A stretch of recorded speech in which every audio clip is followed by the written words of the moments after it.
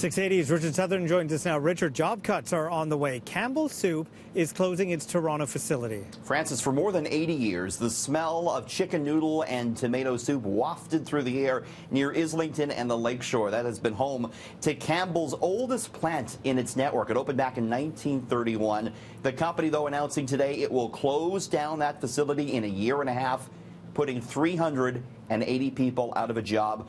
Amid falling soup sales, people are not buying canned soup like they used to. But why do this? I wanted to ask the company, and I'm just off the phone with Anna Dominguez, the president of Campbell Soup Canada. The reality is we can produce a lot more soup than what we can actually sell. Fortunately, the Toronto plant is the oldest and the smallest, and it just couldn't be retrofit. Anna, why not just reduce the number of shifts? Why throw everyone out of a job here? There must have been something you could have done.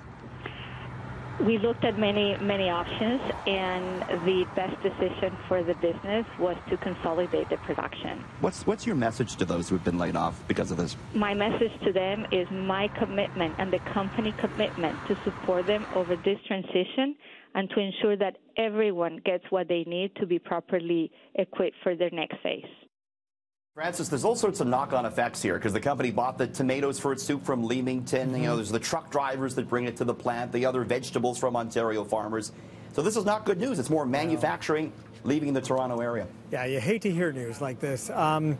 You know, Toys R Us Canada, a lot of talk about its bankruptcy and its solvency, but we now know it's going to survive here under creditor protection, but the U.S. division won't be so lucky. Yeah, and how long is it going to survive in Canada? That's the other question. So Toys R Us announcing that it will close 180 U.S. stores, about a fifth of its locations, although all 83 Canadian locations will remain open. And according to court documents, Canadian operations at Toys R Us were profitable over the holidays, posting better than expected sales. However, Toys R Us Canada linked to its U.S. parent, which has $5 billion of debt on the books, and you know, the issues in the States with Toys R Us could eventually lead to trouble for the Canadian operations. Of course, Toys R Us filing for bankruptcy last year, Francis, with a lot of red ink on the books and with kids just not buying the same type of toys that they used to. They're in more now to technology type of stuff. So we all know Toronto is an expensive city, but Richard, a new report actually shows how much it really costs to live here and how much money you actually need to make ends meet. Yeah, not cheap to live in the big spokes. So a company called lowestrate.ca out with this breakdown. You know, they had peg housing at about $1,600, even though I know a lot of people are paying more than that. Phone and internet about $127. Transportation, I guess they have the cost of a Metro pass here at $176. Groceries more than $280. Insurance, all told, you're looking at just over $2,700 a month in expenses. And this report says you need to make $39,000 before tax just to make ends meet in Toronto, Francis. $33,400 after tax. So I know people have expenses much greater than that, and it just underscores how much we're paying right here in Toronto. Well, the Canadian dollar benefited today from a sagging U.S. dollar, which really hit lows not seen in years. 3.5-year low for the U.S. dollar, and as a result, the loonie up to above 81 cents U.S. takes $1.23 Canadian to buy $1 U.S. dollar. This as the Treasury Secretary in the States talked down the greenback today. Stephen Mnuchin was at Davos. He laid out the benefits of a weaker U.S. dollar to the American economy. Of course, you also have President Trump stepping up his protectionist push, putting tariffs in place on solar panels and washing machines. So end result is the loonie heading higher, and that's good news, I guess, if you're planning your March break trip, Francis. No kidding. If you're traveling, that is good news. Yeah. So the largest ever deal in the Canadian marijuana sector took place today.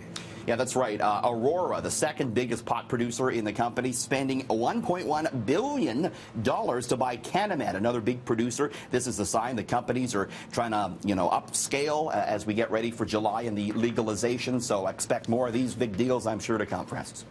How addicted are you to your phone, Richard? Very addicted. Do you take it everywhere? Stop. I take it everywhere. When you eat, too?